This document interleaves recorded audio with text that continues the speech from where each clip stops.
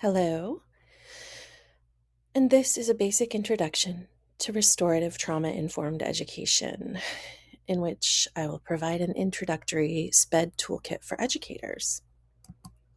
What does restorative mean? Restorative means that it is grounded in practices of equity, not just equality, where every student receives the same treatment, but equity, in which each student is addressed as a unique individual with unique needs, unique strengths, and unique supports. Restorative is a process of systemic renewal in which we look at underground and unseen influences that affect our ability to grow. This includes things like white supremacy, racism, misogyny, transphobia, Islamophobia, anything that has the potential to create trauma in the environments of our students. It's also a practice of sustainable practices, things that we can take from student to student, from environment to environment, and that can empower our students for autonomy throughout the rest of their lives. This is also, as Bettina Love says, a model of flourishing and not just surviving. We want to see our students thrive as adults, but also we want to know that their unique being is valuable. Others have described this as unconditional positive regard or universal positive regard, believing the best in our students and prioritizing looking at them with good, strong hearts. This idea of universal positive regards comes from the first edition of Equity-Centered Trauma-Informed Education by Alex Chevron and has numerous principles and practices in which Chevron discusses in her book. Lastly, restorative prioritizes autonomy, free choice, free will, belonging in a community and in an environment, and authentic empowerment, knowing what they can do to achieve their goals. What is trauma? Is it physical? Is it emotional? A matter of willpower or just plain bad luck? Trauma is not just about tragic events in our lives, like natural disasters, physical or emotional violence, accident or injury or abandonment or neglect. Trauma can come from any of these things, but trauma can also come from things that are unexpected. Because as world-renowned expert on trauma, Gabor Mate says, trauma comes from the Greek word for wound. It is not about what happens to you. It is what happens inside you as a result of what happens to you. It is not the blow on the head, but the concussion I get. Trauma is what provides these lasting impacts in our lives and in our students' lives, whether the event may feel traumatic to us as an outside viewer or not. So what is trauma? Why do we need a toolkit?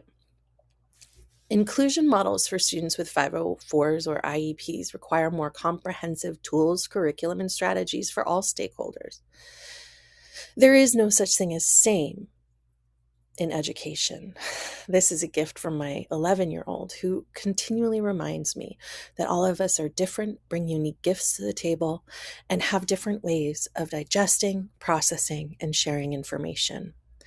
When we include accessible tools and when we build accessibility and do so through a trauma-informed lens, it benefits everyone, whether they have trauma or not, whether they have special needs or not.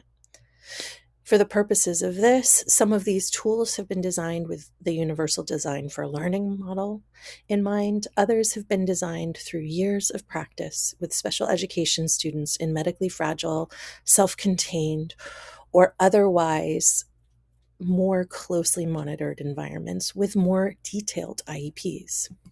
So what is trauma-informed education? It's a recognition of and intention towards preventing and eradicating both visible and invisible sources of trauma in our students' lives. It is a holistic approach to seeing not only the mental and intellectual state of a student, but also their environment, relationships, and any other internal or external factors that may impact their capacity to learn, relate to others, or trust educators. And it is an approach to education that prioritizes security, connection, consent, and trust for parents and other adults in their lives, and awareness of the ways in which trauma impacts education. Trauma can look like abuse, shame, neglect, grief, poverty. Anything that's considered an adverse childhood experience can be traumatic for our students. What happens is that they might act out, they might get lost in addiction, they might run off, they might have emotional disruption or large behavioral escalations. Think about 4 students in your classroom. Half of them, if not all of them, have at least one ACE already. In a post-COVID context in which 100% of the student population in the United States was kept out of school for a significant period of time, these are considered adverse childhood experiences, which means that 100% of your students have an ACE. One in your group has more than one, at least more than one. And one in your group is likely to experience 4+ ACEs by graduation. Think about the students in your classroom. Of those students, can you recognize how adverse childhood experiences, which have long-term effects on health, addiction, learning strategies, emotional regulation, how they're interacting with your classroom? In a classroom of 32, all of them have at least one ACE. At least 8 of them have more than 2. And at least 8 of them are experiencing traumatic events in their life right now. Take a moment. If you're not with someone else, then perhaps take a moment to think about how that makes you feel about that realization. If you knew that 8 students in your room, a quarter of the students were dealing with significant trauma in their lives, how would you teach differently? These statistics also represent the reported and recorded events. How many events are going undiagnosed, unrecorded, ignored, or unreported? As a survivor of domestic violence, I can recognize how shame and self-loathing can impact the willingness to report incidences of trauma in our life. We are taught in those environments, especially those of us with complex PTSD, that we should have done something differently, that we could have done something differently. So, trauma is what happens outside of school, right? Well, sometimes it's a both and. It can be what happens outside of school, but also it can be bullying or segregation. If our AP classes do not reflect the percentages of our demographics in our school, what does that say about how we value those who are different? It can be microaggressions, being misunderstood. It can be a school culture that prioritizes intellectual development as the only goal. Misogyny, transphobia, racism, marginalization, bias, and supremacy. All of these things can be traumatic inside of school. More than that, for our students with medically fragile backgrounds or those who have been placed in more intentional small group learning environments, the bullying that they can experience at school can be significant, and the shame and trauma corresponding as well. Also, it is common for teachers to use phrases such as "it's a matter of will, not skill," or other things in order to emphasize that if one other disabled student has done so in the past, then surely any student can do so. It's a framework that leaves our students feeling broken and needing to be fixed instead of the gifts that they are. Guiding principles. Restorative trauma-informed education starts with a community of care, a safety net that we help facilitate of connections with our students at the center. This includes household and family. As teachers, as educators, we see our students for just a small fraction of the day. Their parents, their households, their families, their communities get them the rest of their lives. How do we create an environment that supports our students in this environment? How do we encourage those connections in order to create a web of care? Health providers need to know what the reactions to medications are in the classroom. They need to work closely with OTs and PTs and SLPs to find out what strategies are successful and which ones are actually becoming harmful. NGOs, non-governmental organizations, these can be any organizations that are not under the wing of education, not under the wing of law, not under the wing of medical or community, but that are local nonprofits and other organizations designed to help support our families who have students with trauma. This can include organizations like Roots to Wings or the National Down Syndrome Association. Any of these can be NGOs that support our families. And it's important to us to know what resources exist outside of the school for our families. In the school, we need to not just think about the teachers, the general ed and classroom instructors that we know about, but we need to develop close relationships with room paraeducators, behavior technicians, one-to-one paraeducators who spend more time in the minute-to-minute daily life and education of our students. We need to incorporate the school administration and board to ensure that equitable practices are including those students with 504s and IEPs, and that the discipline practices are not exclusionary. We need to work closely with organizations petitioning our legislators for more comprehensive laws and regulations around how our students are to be encouraged, taught, and treated. We need to think about the spiritual community, about whether or not these students have a spiritual community of care to nurture the deep places of their hearts. And also, we need to think about friends, giving tools and resources for peers to be able to empower and equip each other and support each other in hard times. At the core of all of this is a memory that discipline is not about punishment.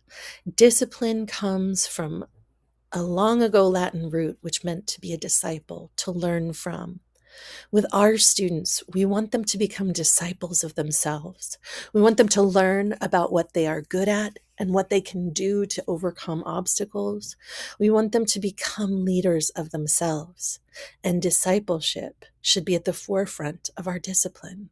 Discipline should not be about punishment or unnatural consequences, but rather, discipline needs to be restorative in teaching, exploring, and discovering together a way forward.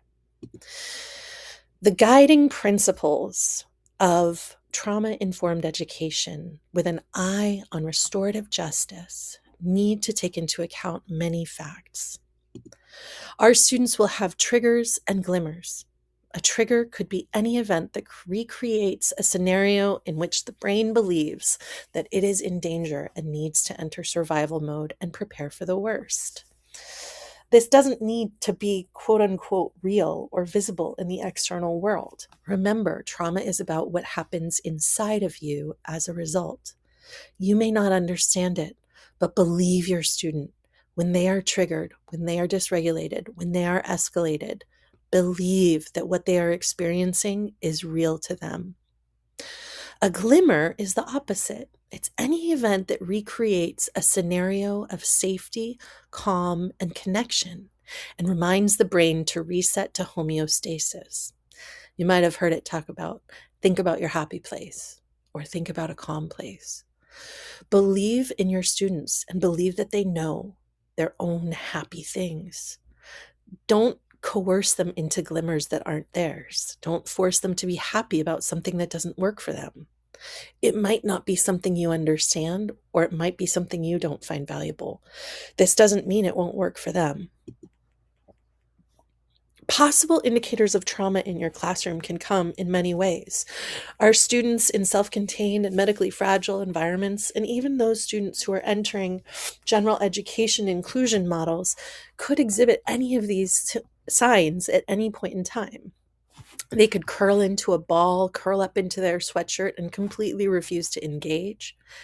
They could be grasping at things, grinding, gnashing their teeth. They could be perpetually stimming in a way that seems disruptive, Stimming is another term to talk about the role that physical stimulation, mental, auditory, and otherwise, can help a student with a neurodiverse brain navigate the spikes and valleys of daily living. A stim creates a routine and a rhythm that their brain can come back into contact with.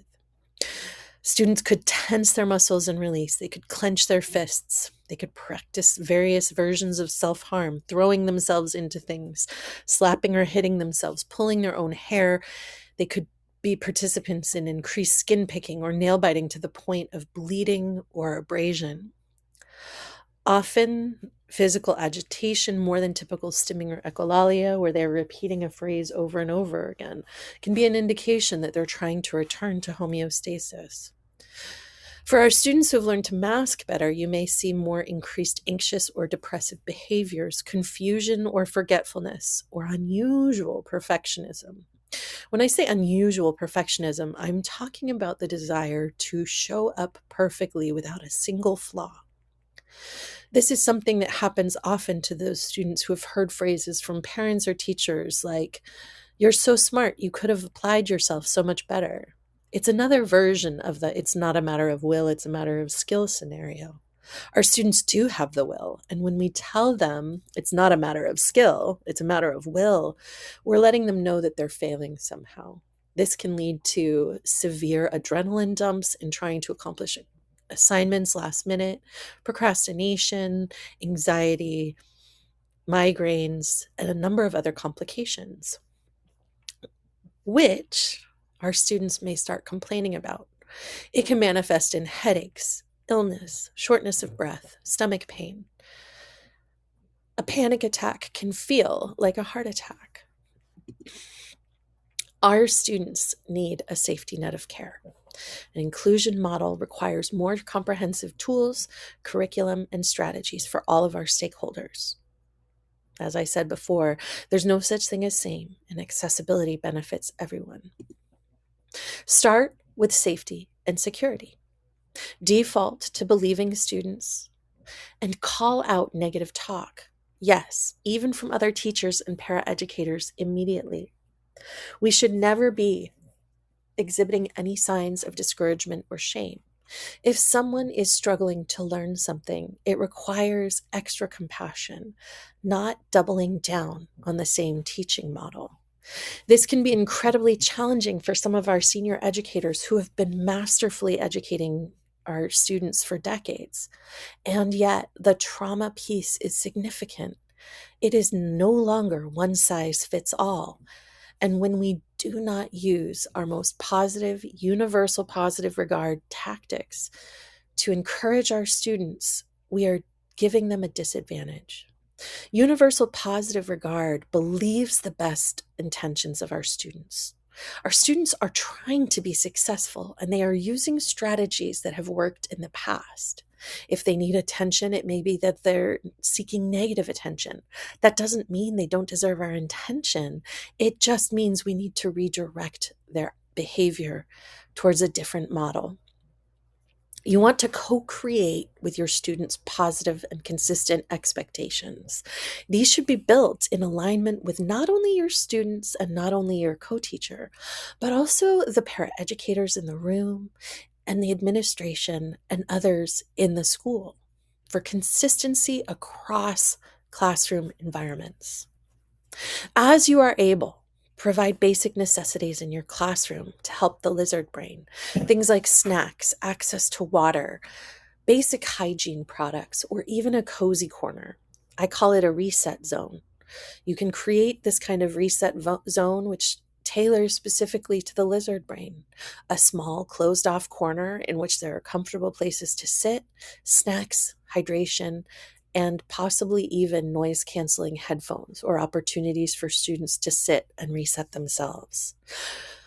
You always want to prioritize community and connection over content because community and connection give you an open ear. It opens the student's mind with an ability to go into their frontal lobe for making those connections. If they're trapped in their amygdala, they can't get there. Compassion is about being genuine and sincere. Sincere comes originally from the Latin sin without, cere, wax, without wax, with your students about yourself, your experience, and your care for them. If you can't care for them honestly, don't pretend. Be honest. Compassion, its Latin roots are compasere, for suffer and co-experience alongside. That passere you see in the word passion. You also can remember it from the crucifixion. But in general, it means in those big moments of life, we walk alongside one another. Compassion also requires us to be aware of cultural, racial, ethnic, LGBTQ disability, or other protected statuses. Discrimination and hate crimes are traumatic.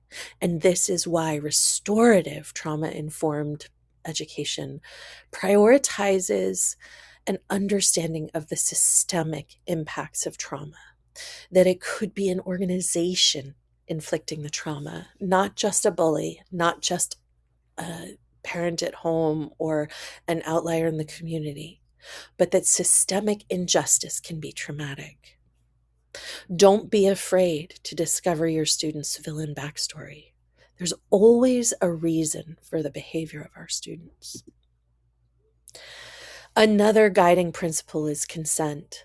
On my website, I have it phrased as no is a complete sentence. If a student tells you they're not ready to learn, that is true, whether we want it to be or not. Most people with trauma have had consent violated intentionally, violently, consistently, or through manipulation. Ensure that you get consent before any physical contact. Ensure that you get consent before providing feedback. Ensure that you get consent before asking personal questions.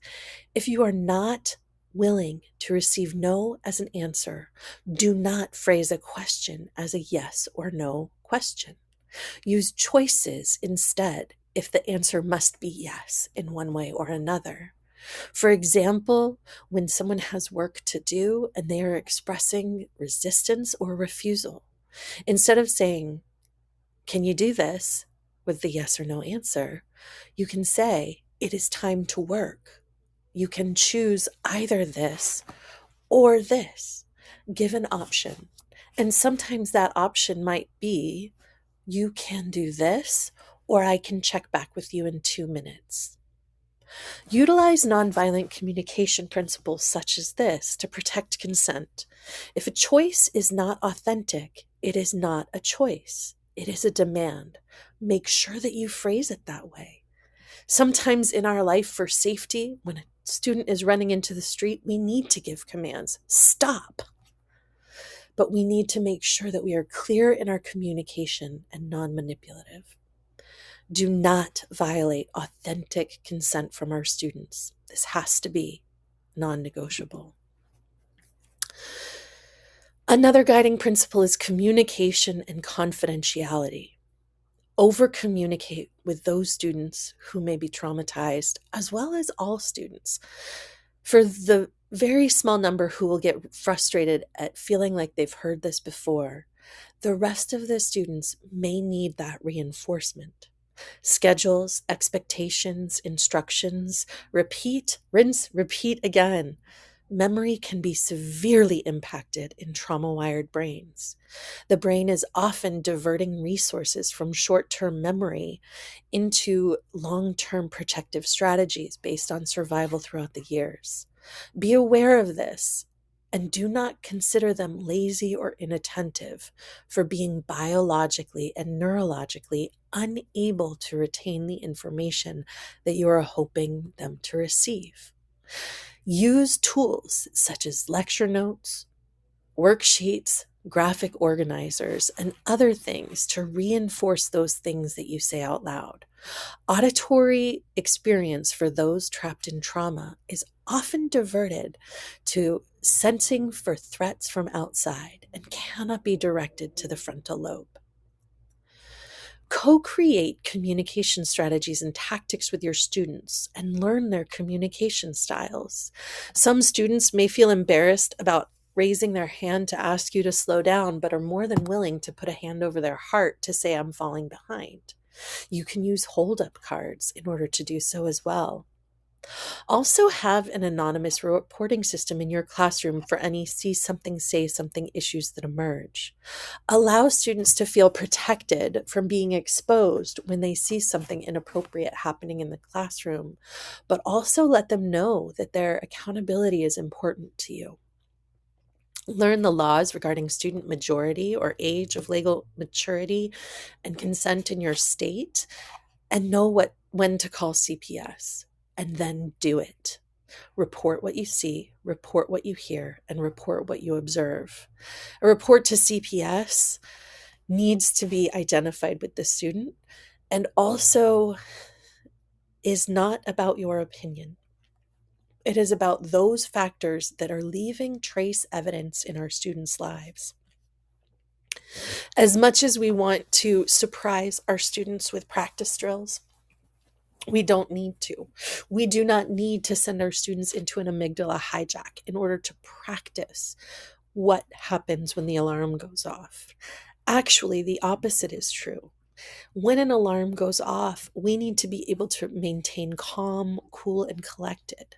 So when a teacher says the alarm might go off at some point in time and describes what it will sound like, it is loud, it is shrill, it will make a lot of noise. And when you hear that noise, giving them the tools to retain calm as they practice the drill will empower them to stay calm during future emergencies.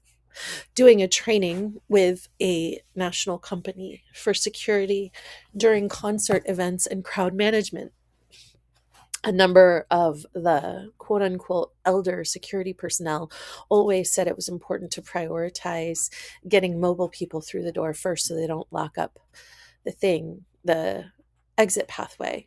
I countered with the argument that most of the students I knew did not panic in a situation like a fire or an earthquake. I saw this in action in our classroom last year when someone chose to release a bear canister in a classroom and the alarms went off. The students who sat most calmly and patiently in the drill, while everyone else was panicking, freaking out, our students sat, trusting in the knowledge that the adults had gotten them to a safe location. And even though we were there for over an hour in the hot sun, we managed to enjoy our time together, staying safe, because we had taught them how to handle these kinds of emergency experiences. Let them know the why for each kind of drill, and let them ask as many questions as they need to feel safe. I can guarantee you this is a life skill that they will need ongoing. Allow peers to support one another and make time to teach it. This is something that goes against the grain for many educators, but is critical.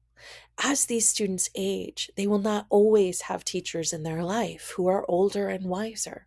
Sometimes the only people speaking into their lives will be their peers. If we can give students the tools and social emotional strategies to support their friends effectively and compassionately, we are doing a great service to them long term. In your classroom, practice journaling in order to practice recognizing emotions and escalation of internal states of being before our students get to the red zone: rage, meltdown, overwhelm, running away. And learn to recognize that when our students are striving for success, it can easily switch into a trauma fawning perfectionism or people pleasing. You'll often hear people talk about the fight or flight response to trauma and survival. But in reality, the gender and social dynamics of our world have created two different platforms for trauma response: an amygdala hijack. For some, it could be the fight or flight response, either fight or flee. For others, they go into fawn or freeze. They might choose to play dead in order to avoid being hurt more. Or they might go right into trying to fawn and make the other person like them enough to not want to perpetuate the violence. That fawning can become perfectionism, people pleasing, and becoming our alpha students who are always trying to be right there at the front, asking all the questions. And then for our students in self contained and medically fragile environments, we need to be intentional about co creating a trauma response drill, just as others might a fire drill. For our students who have been known to have violent or aggressive or explosive escalations, our students live through that, and it can be traumatic for them if they don't have the tools to know when it's time to leave.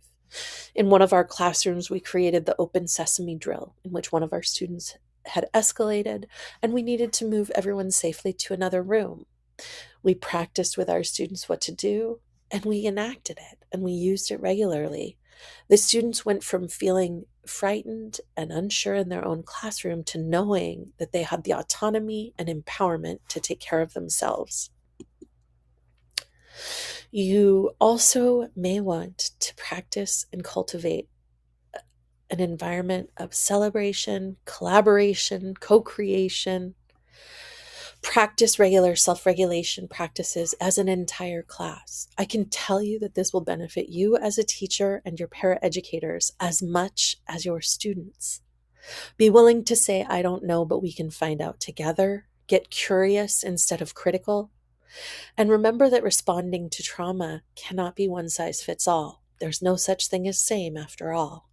Triggers and glimmers are unique to the individual's experience. Involve the student in problem solving and best regulation techniques. Use alone together. This is a phrase my child and I came up with when they wanted space, but they didn't want to be alone. They just needed someone to sit there and be calm while they were dysregulated. They didn't want to be fixed. They didn't see themselves as broken. They just needed space to work it through themselves. Make sure that the student knows that they are welcome to go to the nurse or counselor for a check-in. It validates their embodied experience. Always offer an opportunity for students to validate these feelings they're having in their body. Ask them to describe the physical sensations they're having, and use other panic attack strategies such as 5, 4, 3, 2, 1, in which you go through and you list 5 things you can see, 4 things you can hear, 3 things you can touch, 2 things you can smell, and 1 thing you can taste. Or you can list 5 things around the room. You can do the rainbow strategy. Find something red, find something orange, find something yellow, find something green, find something blue, find something purple. Any of these strategies slows down the trauma response enough for the brain to start acting in a reasonable way again. And then practice strategies with your students. Take time for it. Don't just let it happen. Be intentional about it. Ask the students to create their own light systems with suggested, if I am angry, then I can. It helps the students to feel more ownership over their own being. They're not being forced to do something. My 11-year-old continually reminds me to stop telling her to breathe. They know how to breathe. They just don't need me to tell them. Lastly, we want to create rituals of storytelling and community support to close the stress circuit. The Nagoski sisters, in their seminal work, Burnout, discuss the necessity of closing the stress cycle. This can happen in so many ways. It can happen in storytelling. It can happen in warm hugs. It can happen in sleep.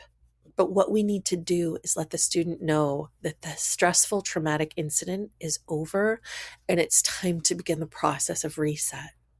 We want to celebrate students' small wins in self-regulation.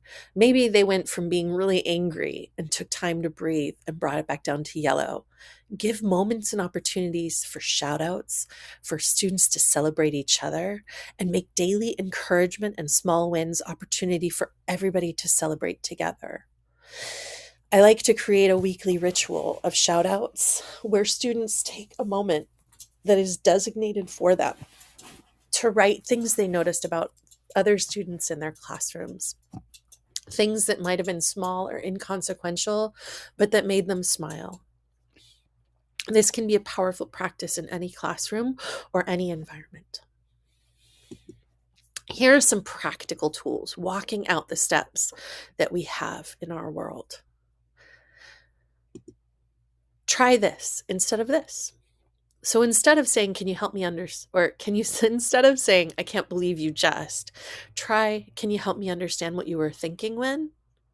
Instead of just calm down, try, I'm going to sit here with you quietly and calmly until you can tell me what you need. Instead of telling them what they're feeling, name and describe what you observe in their behavior. Instead of grabbing a student or restraining them, or even if using right response or CPI, I need to keep both of us safe. I am going to do this in order to keep us both safe. And don't always expect a rational verbal response. Lean into their silence and nonverbal communication. You also want to know the student, and this is where the toolkit comes in.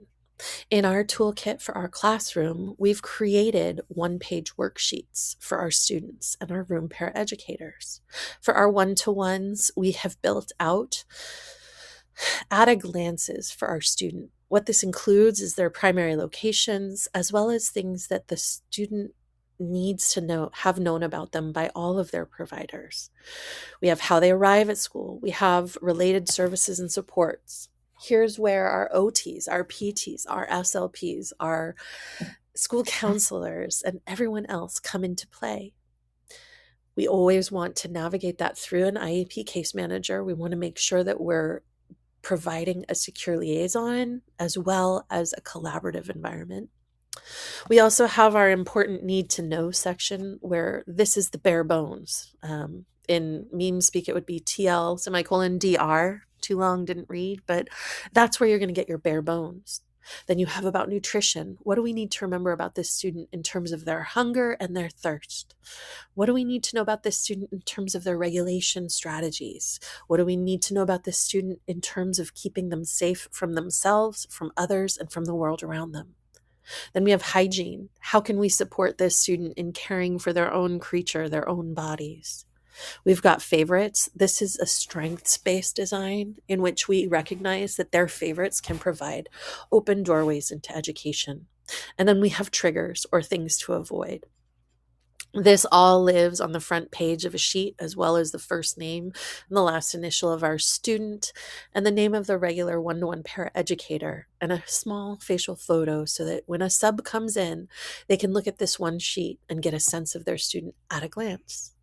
On the back of that, we also put they're currently working on. This whole thing is laminated for each student so that each week the room paraeducator can work closely with the certificated teacher on this top right graph in which we outline the basic bare bones of what each student is working on each week based on their IEP goals. And then we can implement that and put more details as well as explicit curriculum needs in the currently working on for the one page. This means that anyone who comes in and works with the student, or if we need to rotate staff for whatever reason, everybody is on literally the same page. For those teachers who are working in more general ed inclusion models, what we can do is we can create spreadsheets that we can share across our school networks. These can include things like our IEP 504 checklists, in which we can look at a glance at our students with IEPs and 504s and simply have checkboxes to know what we need to do in case of each assessment or assignment.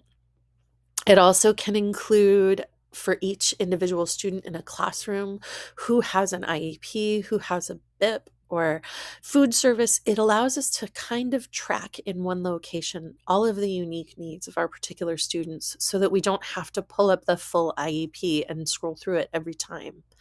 As any gen ed or paraeducator will tell you, IEPs can be cumbersome and unwieldy. Having tools like this in your classroom are imperative for providing at-a-glance notes for our general ed teachers and paraeducators that don't have all of the comprehensive special education and IDEA language that is so common in our special ed classrooms.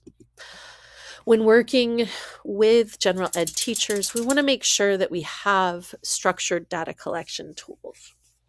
On this slide, it originally was supposed to click through, but it is not doing that, and that's okay. But what I've done for the students I've worked with this year is I've created various data collection tools.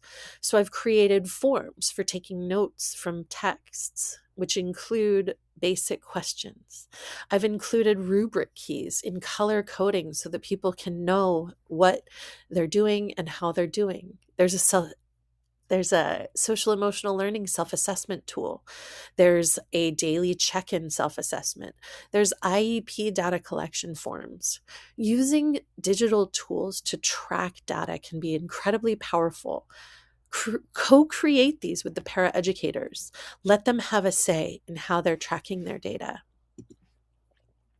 Not lastly, but we also have resources for all the community members. This includes things like creating an FAQ for trauma-informed practice. It includes creating a manual for paraeducators and others who come in, describing various aspects of what goes into our classroom. With this, we can basically provide a toolkit that our paraeducators and gen ed teachers can reach anytime to understand the guiding principles of special education without having the background and degree that you as a certificated teacher already have. For our community members, we also want to make sure they understand the differences between a 504 and an IEP. This handy Venn diagram spells out most of it. And the Smart IEP Excel spreadsheet provides opportunities for students to write their IEP goals in their own words, as well as create SMART goals, right? Specific, measurable, attainable, relevant, and time-based, and allows them to also track their progress and align those goals with state standards. In that same one, have another tab for their accommodations. And once again, what need is being addressed? How can I use it meaningfully? And what, if anything, could work better? These should all be done in collaboration with our students. They need to understand why they have a 504. They need to understand why they have an IEP, and they need to have a voice. Bringing this theory into practice, we work to ensure our students' emotional, cognitive, physical, and interpersonal safety. We want to build trust. We want to intentionally facilitate community and peer support. We want to promote collaboration and give people voices. And we also want to empower voice and choice. We want to pay attention to the systemic injustice and trauma that so many of our students are facing, especially in a world in which ICE is driving around picking up family members on the street, in a world in which our trans students are being denied their true identity, and in a world where women and people of color are still marginalized, oppressed, abused, and siloed. We want very much to impart to our students and our teams a sense of purpose, a why behind what we're doing. Simon Sinek has a whole book called Start with Why, but it helps us understand that our neurological processes need that sense of purpose and understanding and meaning and legacy in order to achieve their greatest dreams. My life mission statement is breathe life into people's dreams and dreams into people's lives. This doesn't come without challenges or trauma. And yet, when we can impart that sense of purpose to students where they can design their own dreams again and they can breathe life into them, it allows them to see themselves for the lifelong learners they are. Thank you.